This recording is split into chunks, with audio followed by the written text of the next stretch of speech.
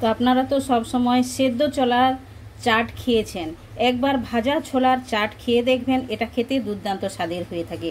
তো আমি আজকে রেসিপি আপনাদেরকে বানিয়ে দেখাবো ভাজা ছোলার চাট। তাহলে চলুন পুরো ভিডিওতে দেখে নেওয়া যাক আমি কেমনভাবে বানাবো।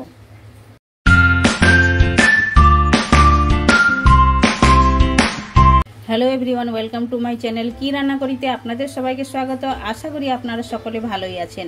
আমি আজ একটি দারুণ রেসিপি আপনাদের সঙ্গে শেয়ার করব, একদম মুখে চটপটা রেসিপি, আপনাদের ভালোই লাগবে, আপনারা এটা বাড়িতে বানিয়ে খেতে পারেন। তো আপনারা তো সব সময় সেদ্ধ ছোলার চাট খেয়েছেন, একবার ভাজা ছোলার চাট খেয়ে দেখবেন, এটা খেতে দুর্দান্ত স্বাদের হয়ে থাকে। তাহলে আমি কেমনভাবে বানাচ্ছি পুরো ভিডিওটা আপনারা দেখুন। তো আমি আজকে আপনাদের সঙ্গে শেয়ার করছি ভাজা ছোলার চাট।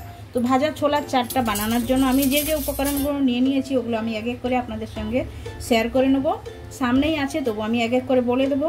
এইটা আমি 200 গ্রাম ভাজা ছোলা নিয়েছি, ছোলাটাকে ছালটাকে ছাড়িয়ে নিয়েছি। ছালটা আপনারা কেমনভাবে ছাড়াবেন একটু আমি আপনাদের সঙ্গে শেয়ার করছি।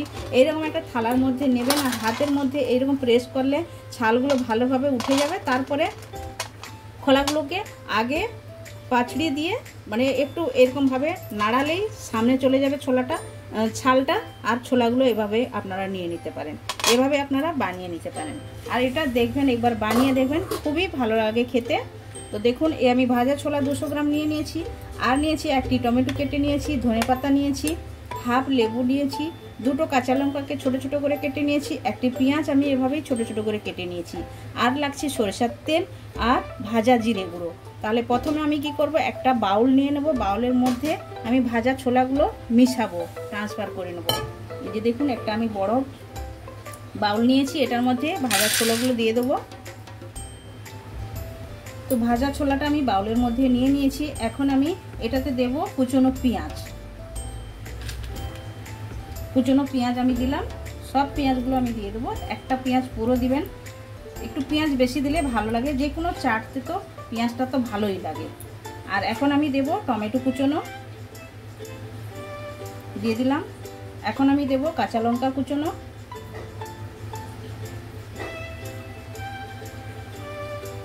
আর দেব ধনেপাতা কুচনো,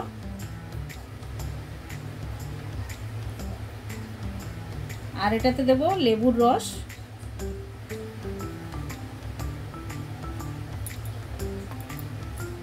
আর দেব স্বাদ মতো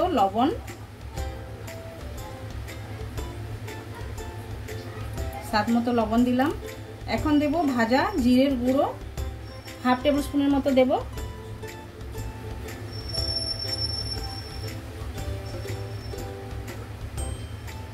ভাজা জিরের গুঁড়ো দিলাম।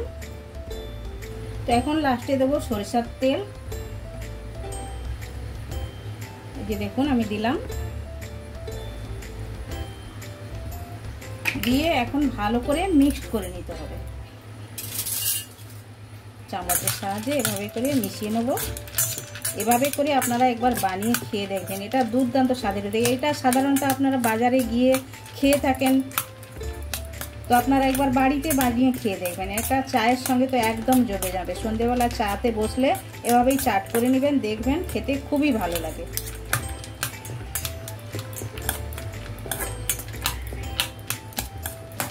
এটাতে একটু যদি ঝুরি ভাজাও দেওয়া যায় তাও ভালো লাগবে, আপনারা দিতে পারেন।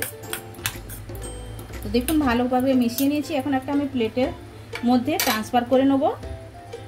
তো একটা প্লেট আমি নিয়ে নিয়েছি, এটার মধ্যে সবগুলো আমি এভাবে ট্রান্সফার করে নেব।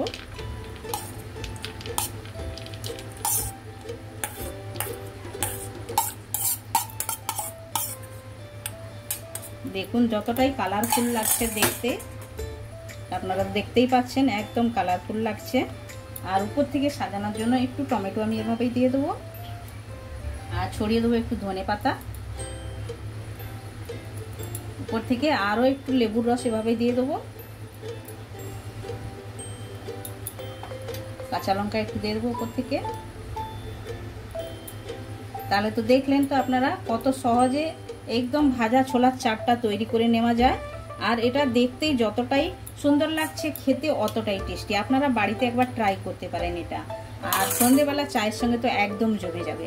তো আপনারা একবার বাড়িতে খান, আর কমেন্ট সেকশানে গিয়ে কমেন্ট করে আমায় বলুন এই রেসিপিটা আপনাদের কেমন লেগেছে। ভালো লেগে থাকলে লাইক শেয়ার কমেন্ট করবেন। আর যারা এখন পর্যন্ত চ্যানেলটি সাবস্ক্রাইব করেননি প্লিজ চ্যানেলটি সাবস্ক্রাইব করে নেবেন। আর সাইডে বেল আইকন অবশ্যই প্রেস করবেন, তাহলে নিত্য নতুন রেসিপি আপনারা সঙ্গে সঙ্গে দেখতে পাবেন।